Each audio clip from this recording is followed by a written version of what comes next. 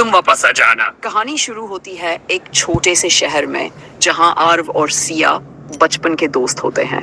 दोनों का रिश्ता वक्त के साथ गहराता गया, लेकिन कभी इजहार नहीं हुआ। सिया हमेशा आरव के साथ समय बिताना चाहती थी, लेकिन दिल की बात कभी जुबान तक नहीं आई। वो दोनों एक दूसरे को समझते थे, लेकिन प्यार कभी सीधे तौर पर सामने नहीं आया।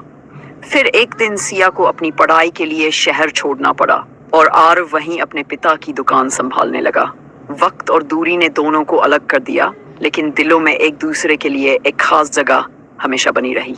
सालों बाद सिया एक बड़ी कंपनी में काम करने के बाद वापस लौटती है।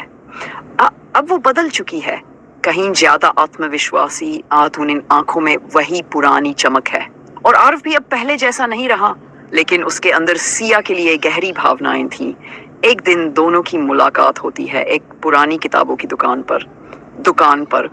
सिया वहां पुरानी किताबें दिख रही होती है और तभी उसकी नजर एक किताब पर पड़ती है। वो किताब वही होती है जिसमें आरव ने कभी उसके लिए एक चिट्ठी छिपाई थी, एक अधूरा इजहार जो कभी सामने नहीं आ सका था।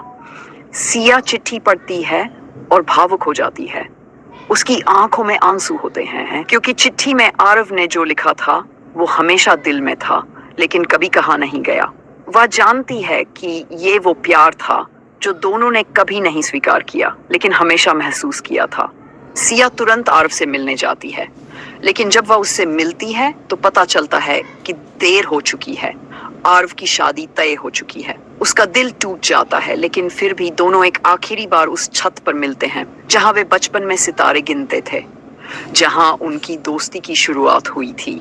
सिया की आंखों में आंसू होते हैं, लेकिन वह मुस्कुराते हुए आरव से कहती है, अगर किसी रोज तुम्हें लगे कि तुम्हारा दिल अभी वहीं अटका है, तो बस तुम वापस आ जाना, मैं इंतजार करूंगी उम्र भर।